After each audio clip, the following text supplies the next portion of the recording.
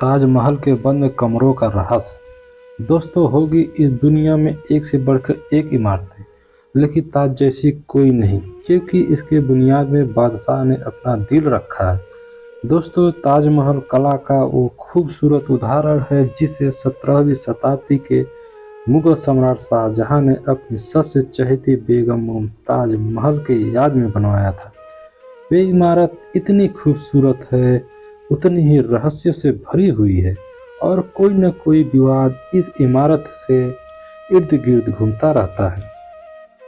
और सबसे बड़ी रहस्य है ताजमहल के 22 बंद कमरों का राज।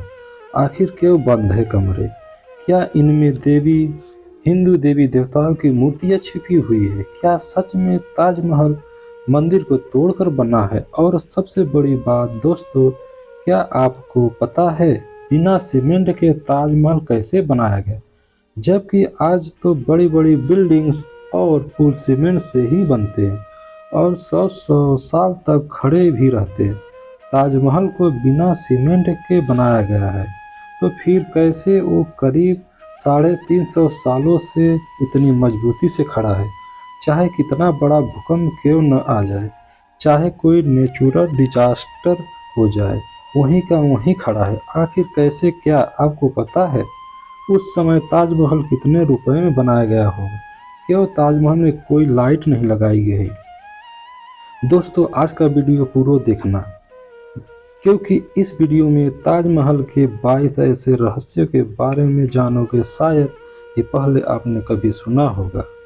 नंबर 22, ताजमहल के रहस्य में सबसे पहले तो ताजमहल के नींव से ही जुड़ा हुआ है, क्योंकि ताजमहल यमुना नदी के पास है। तो ऐसे नमी वाली रेतीली मिट्टी में किसी भी इमारत की नींव खड़ी करना यकीनन एक मुश्किल भरा हो सकता है, लेकिन दाग देनी पड़ेगी उस वक्त के मुगल सल्तनत के इंजीनियर्स को, जिसने इतनी नमी वाली जमीन में ऐसी पक्की नींव बनाकर तैयार की, जिसके बलबूते आज भी इतनी बड़ी इमारत सही सलामत टिकी है। दरअसल ताजमहल की नींव बनाते समय ताज के चारों ओर बहुत से कुएं खोदे गए। इन कुओं में ईंट पत्थर डालकर इन पर आबनूस और महोगनी के लकड़ियों से ताजमहल के फाउंडेशन बनाई गई। ये कुएं ताज के नींव को मजबूत बनाते हैं। आबनूस और महोगनी लकड़ियों में एक खासियत होती है कि उन्हें जितनी नमी मिलती रहेगी उतनी ही फौलादी और मजबूत रहेगी, और इन लकड़ियों में नमी ताज के पास बहने वाली यमुना नदी के पानी से मिलती है। यमुना नदी का पानी हर साल घट रहा है और लकड़ियों में नमी की कमी आ गई। यही वजह है सन 2010 में दरारें देखी गई। दोस्तों, आपने देखा होगा ताजमहल के आसपास चारों मीनार एक दूसरे के परपेंडिकुलर खड़े हैं। मतलब यहाँ ताज की 4 मीनारें हैं, बिल्कुल सीधी नहीं खड़ी हुई हैं, बल्कि चारों बाहर की ओर हल्की सी झुकी हुई हैं, और इन्हें ऐसा ही बनाया गया था ताकि भूकंप जैसी आपदा आने पर अगर ये गिरे भी तो बाहर की ओर गिरे। दरअसल ऐसा इसलिए किया गया है कि अगर कभी जोर का भूकंप आता भी है तो चारों मीनारें ताज से दूर जाकर गिरे। इस तरह भूकंप के झटके ताजमहल के पास पहुंचने से पहले ही मीनारों में अब्जर्व हो जाएगा और ताजमहल को कोई नुकसान न पहुंचे। नंबर 20, हजारों टूरिस्ट जो ताजमहल देखने आते हैं वो ये नहीं जानते हैं कि जो सामने देख रहे हैं वो ताज का पिछला हिस्सा है। दरअसल जो शाही दरवाजा है वो नदी के किनारे दूसरी तरफ है। आज ज़्यादातर टूरिस्ट ताज के वैसा नहीं देख पाते जैसा कि शाहजहां चाहते थे। मुगल काल तक ताज तक पहुंचने के लिए नदी की एक मुख्य रास्ता थी और एक तरफ का हाईवे था। बादशाह के मेहमान नाव में बैठकर यहाँ आते थे। नदी के किनारे चबूतरा हुआ करता था। नदी बढ़ती गई और वो चबूतरे नष्ट हो गया। बादशाह और उनके मेहमान उसी चबूतरे से आया करते थे। नंबर 19, दोस्तों, यह कहा जाता रहा है कि शाहजहां ने ताजमहल बनाने वाले वर्कर्स के हाथ कटवा दिए थे, लेकिन यह बात एक अफवाह जैसी लगती है, क्योंकि इस बात का कोई प्रमाण मौजूद नहीं है कि बहुत इतिहासकारों का मानना है कि शाहजहां ने वर्कर्स और कारीगरों को जिंदगी भर का पगार देकर उनसे इकरारन नाम लिखवाया था कि वो ऐसी कोई दूसरी इमारत नहीं बनाएंगे, क्योंकि 20,000 वर्कर्स जिन्होंने ताजमहल बनाया था, क्या एक ही दिन में उन सब के हाथ काटना मुमकिन लगता है? क्या एक एक कर को बुलाया गया कि आओ इतने दिन इतने मजदूर का हाथ कटेगी? अगर ऐसा होता तो जैसे ही मजदूर सुनते भाग खड़े होते। नंबर 18, कुतुब मीनार भारत की सबसे ऊंची मीनार है। शायद आपको जानकर हैरानी होगी, ताजमहल की ऊंचाई कुतुब मीनार से ज़्यादा है। ताजमहल 73 मीटर ऊंचा है, जबकि कुतुब मीनार की ऊंचाई 72.5 मीटर है। नंबर 17, ताजमहल के साथ उसके 22 कमरों का रहस्य भी जुड़ा हुआ है, जिसके बारे में लोगों का कहना है इन 22 कमरों में हिंदू देवी देवताओं की मूर्तियां बंद है।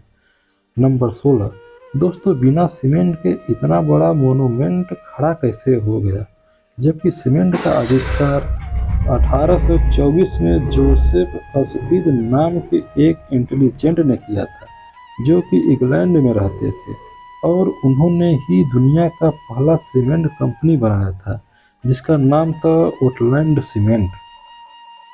और ताजमहल का कंस्ट्रक्शन 1630 में शुरू हुआ और 1653 में जाकर पूरा हो गया, लेकिन बिना सीमेंट के यह खड़ा हो गया था।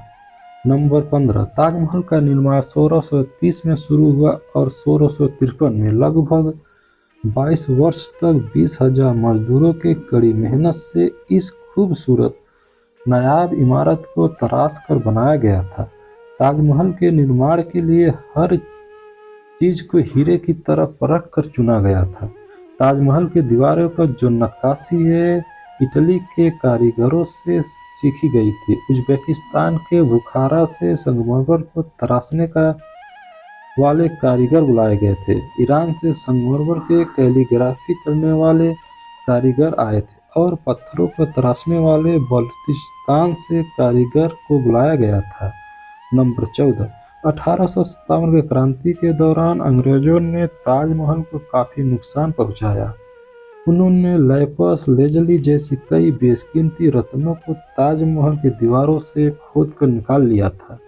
नंबर 13, ताजमहल के मुख्य गुंबद का जो कलश है, किसी जमाने में वो सोने का हुआ करता था, लेकिन 19वीं सदी के शुरुआत में कलश को बदलकर कांसे का कलश लगा दिया गया। नंबर 12, दावे के साथ नहीं कहा जा सकता कि ताजमहल को किसने डिजाइन किया था, लेकिन कहा जाता है कि 37 लोगों की टीम ने मिलकर ताजमहल का नक्शा तैयार किया था। नंबर 11, 1653 में जब ताजमहल बनकर तैयार हुआ था, उस समय इसके निर्माण की कीमत करोड़ों में बताई गई थी। उसी हिसाब से आज ताज बनाया जाए तो लगभग 57 अरब 60 करोड़ रुपए लगेंगे। नंबर 10, दोस्तों ताजमहल को जितना दूर से देखते हैं, यह हमें उतना बड़ा दिखाई देता है, और ताजमहल दिन में 4 बार रंग बदलता है। नंबर 9, ताजमहल में खुफिया दरवाजा भी है, जो यमुना नदी में खुलता है, लेकिन किसी को इसके बारे में पता नहीं। नंबर 8, ताजमहल को बनाने के लिए सफ़ेद संगमरमर राजस्थान के मकराना से लाए गए थे। नंबर 7, ताजमहल को वास्तव में शाहजहां ने बनवाया था। इसके पीछे भी काफ़ी मिथक बताई जाती है। नंबर 6, कई देशों में ताजमहल के नकल पर बने इमारत मौजूद है, जैसे चीन, बांग्लादेश, कोलंबिया। ऐसे ही एक और इमारत भारत में मौजूद है, जिसका नाम है बीबी का मकबरा। एक मकबरा महाराष्ट्र के औरंगाबाद में है। नंबर 5, एक कहानी फेमस है। शाहजहां यमुना नदी के दूसरे तरफ काले संगमरमर से ऐसा ही एक और काला ताजमहल बनवाना चाहते थे, जो कि एक मिथक है। नंबर 4, ताजमहल की सबसे ज़्यादा पॉपुलरिटी इसके कंस्ट्रक्शन से जुड़ी अद्भुत प्रेम कहानी से है। शाहजहां ने अपनी बेगम मुमताज महल की याद में बनवाया था। मुमताज का असली नाम अर्जुनमंद बानो बेगम था। नंबर 3, पहले मुमताज को बुरहानपुर में ही दफनाया गया। इसके बाद शाहजहां ने ताज को बनवाना शुरू किया। उसके बाद बुरहानपुर से मुमताज की डेड बॉडी को निकालकर जहां ताजमहल बन रहा था उसके पास एक गार्डन में दफनाया गया। ताजमहल को तैयार होने में 22 साल लगे। उसके बाद ताजमहल के मुख्य गुंबद के नीचे दफनाया गया। नंबर 2, जिस समय शाहजहां बादशाह बने मुगल सल्तनत का सबसे सुनहरा दौरा था। बादशाह को बड़ी बड़ी इमारतें बनवाने का शौक था। नंबर 1, शाहजहां जानते भी थे कि दौलत ए ताकत ए शानो शौकत एक दिन सब खत्म हो जाएगा। उन्होंने सोचा कुछ ऐसी यादगार चीज बनाया जाए जो हमेशा रहे। दोस्तों वीडियो अच्छी लगी हो तो लाइक शेयर और सब्सक्राइब जरूर करें।